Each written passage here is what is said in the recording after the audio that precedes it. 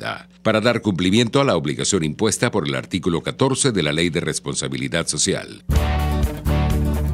A partir de este momento, están entrando en un paréntesis donde las palabras posibilidad, opciones y decisión toman significado. RCR presenta Dosis Alternativa con Marilia García y Jackson Vargas.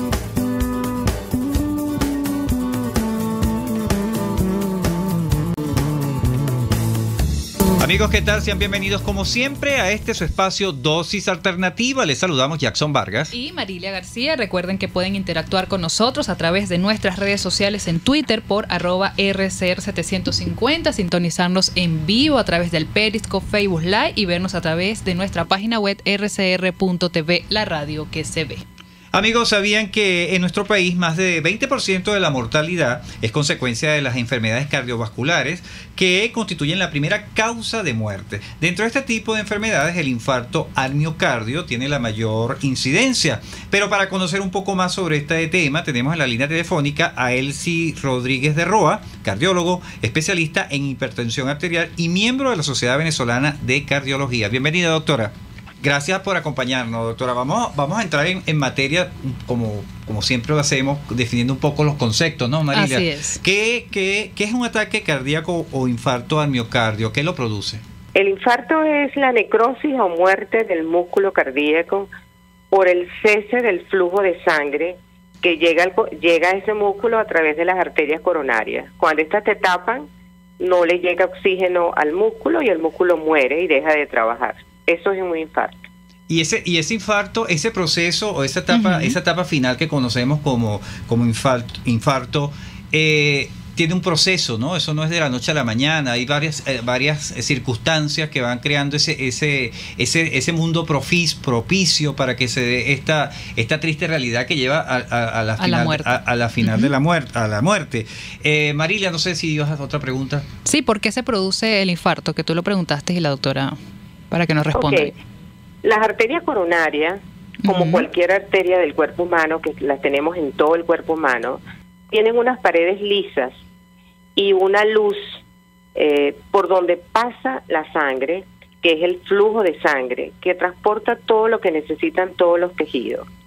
En el transcurso de la vida, desde la infancia, pueden irse acumulando depósitos de grasa en la pared que hacen que se forme una placa que obstruye parcialmente ese vaso. Es como si usted le pusiera el dedo a una manguera y le redujera el diámetro. Y yo lo visualizo también como una cañería, doctora, disculpa que le interrumpa. Exactamente, es una cañería. Y entonces usted obstruye parcialmente ese hueco por donde pasa la sangre, y eso es producido por colesterol elevado, por grasa. Se van formando una placa durante largo tiempo, desde la infancia. Ahora, el infarto se produce cuando esa placa se rompe, se forma un coágulo de sangre y tapa totalmente esa arteria coronaria. Y eso produce el cese inmediato del flujo de sangre al músculo cardíaco y este muere. Es decir, que nosotros mismos podemos producir un infarto dependiendo de lo que comamos, ¿no? De las comidas. Parcialmente, el infarto se produce porque las arterias coronarias se estrechan. Ahora, ¿por qué se estrechan? Una de ellas es la que hablamos, la aterosclerosis, que no es más que el depósito de grasa en la pared y obstrucción de la pared. Pero puede obstruirse también una coronaria súbitamente por estrés. Puede ocurrirse una coronaria por espasmo, fundamentalmente en los fumadores. Se les puede producir un infarto y cuando uno lo examina, sus coronarias están limpias. Simplemente hubo una reducción brusca del diámetro que se llama espasmo coronario. Por lo tanto, hay muchas causas por las cuales se puede producir. La tradicional es el depósito de grasa progresivo y la ruptura de esa placa. Que esa ya sí es obligación de nosotros llevar una dieta adecuada para tratar de evitar que eso se produzca. Pero también hay otras circunstancias, quizás, no sé, le preguntamos, nos aclare. La parte genética, ¿puede una persona nacer con ese diámetro de las venas reducido? Sí, hay factores genéticos que uno los llama no modificables, que son la herencia por el diámetro de las arterias o arterias que no reciben o se duplican de una manera inadecuada o no nacen del sitio adecuado. Entonces hay alteraciones genéticas que favorecen el cierre temprano de la arteria coronaria. También la edad, a medida que uno aumente la edad, entonces es más frecuente el infarto. La parte del sexo es más frecuente en el hombre que en la mujer. Antes de la menopausia, en la mujer, luego se igualan, pero no nos salva a nadie, porque la mujer muere más que el hombre cuando ya tiene un infarto.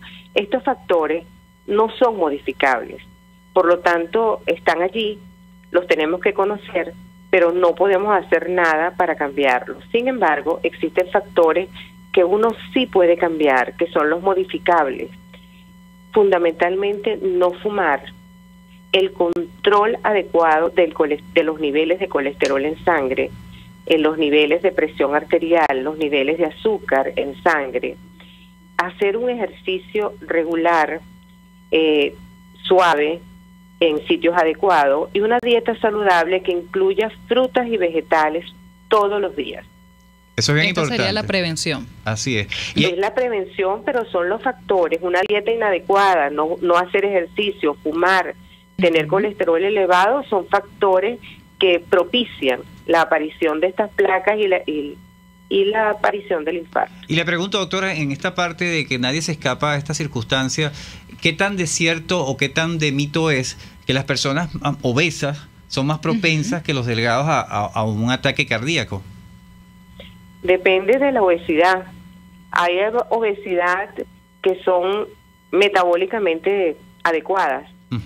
Puede haber una persona con exceso de peso, porque el exceso de peso es cuánto comemos, cuántas calorías comemos. En cambio es qué comemos.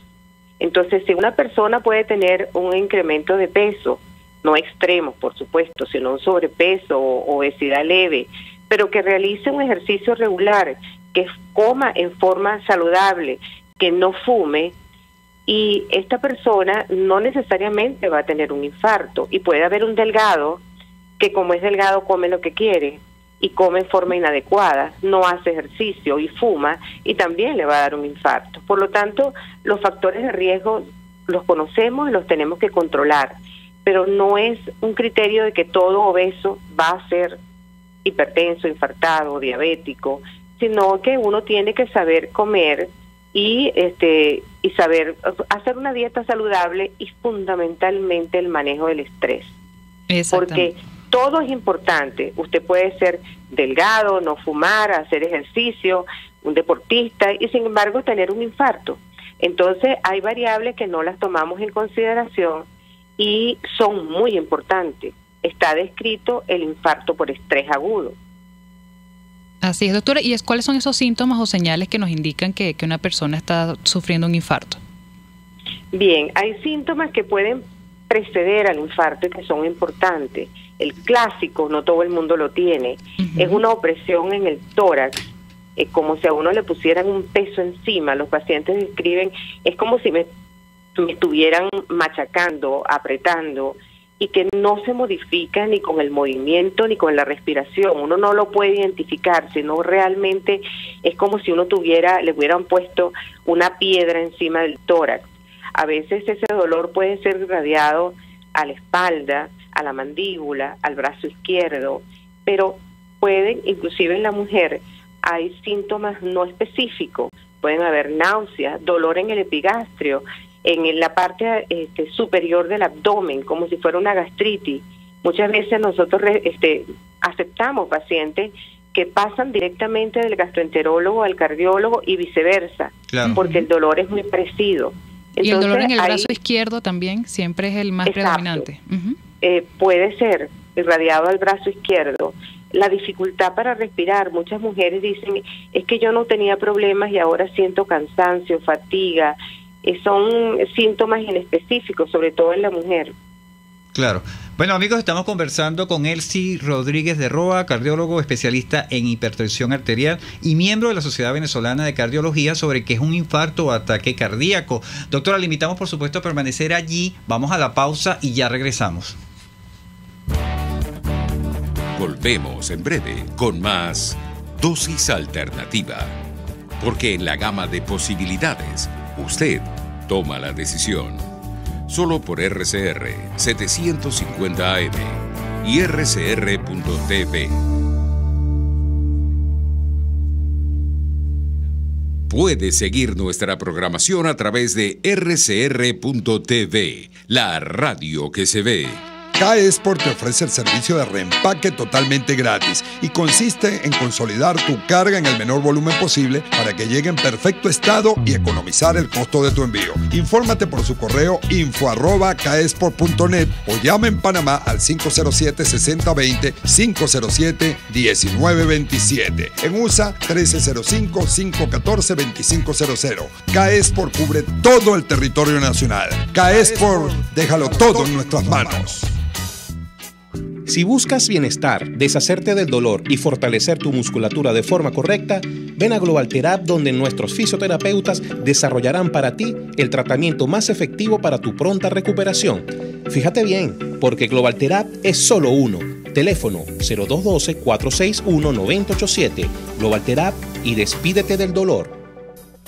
Te recomiendo para hospedarte el pequeño Gran Hotel Muévete por Vargas, a solo 5 minutos del aeropuerto de Maiquetía, con servicio de restaurante donde degustarás exquisitos platos de nuestra gastronomía. En el Hotel Muévete por Vargas se respira tranquilidad en modernas, lujosas y cómodas habitaciones, incluyendo traslados a aeropuerto, hotel, aeropuerto. Muévete por Vargas está ubicado en la avenida del Ejército de Catialamar, calle 13, entre calle 5. Reserva por reservaciones.muevetexvargas@gmail.com. Teléfono 0212-351-1887. Hotel Muévete por Vargas, el placer que tú mereces. Desde los sectores populares del país se escucha una clara señal. Es el radar de los barrios.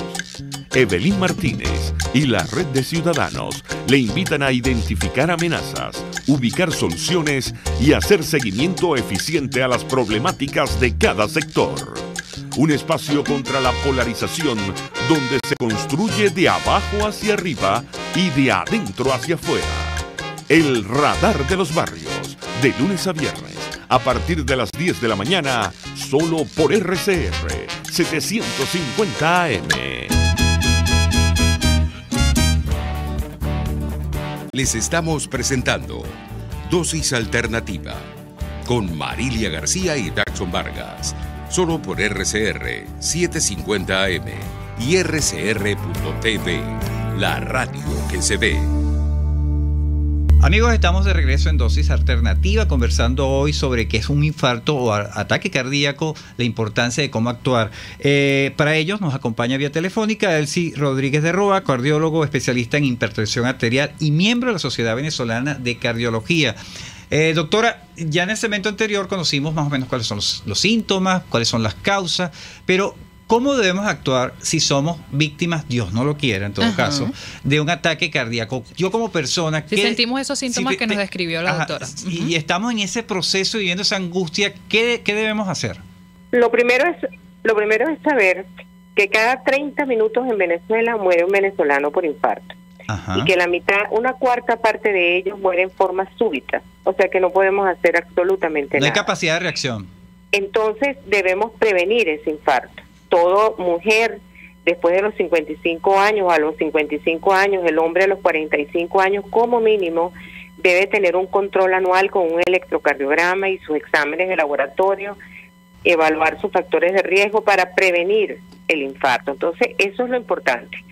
Cuando nosotros tenemos algún síntoma que nos haga sospechar o algún cambio, yo no me siento igual, yo tengo cansancio o frialdad o náusea, es acudir al médico. Las primeras 2 horas son vitales y yo diría que hasta las primeras 6 horas antes de que tengamos estos síntomas, que se nos haga algún procedimiento, son vitales. Entonces, entre las 2 a las 6 horas después de los síntomas, lo importante es acudir a un centro que sea atendido de inmediato y tratar de restablecer el flujo coronario a través de un cateterismo que nos permita abrir la coronaria.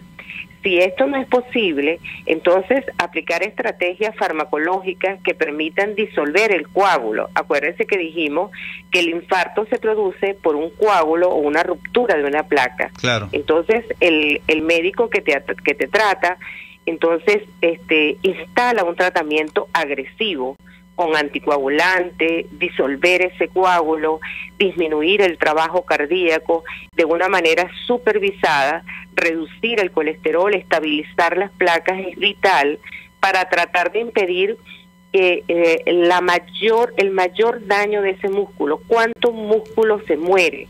Entonces es importante que ese tratamiento agresivo, precoz, ya sea por un cateterismo o fármaco, entre más rápido se establezca, disminuye el área del infarto, que posteriormente es lo que va a decidir en que ese paciente tenga una recuperación casi completa o quede con alguna secuela como la insuficiencia cardíaca, la arritmia o la propia muerte. Doctora, y eso me permite preguntarle, ¿qué de cierto, qué tan cierto es que una persona si consume aspirina o mastica aspirina en este proceso, le puede evitar que se coagule la sangre?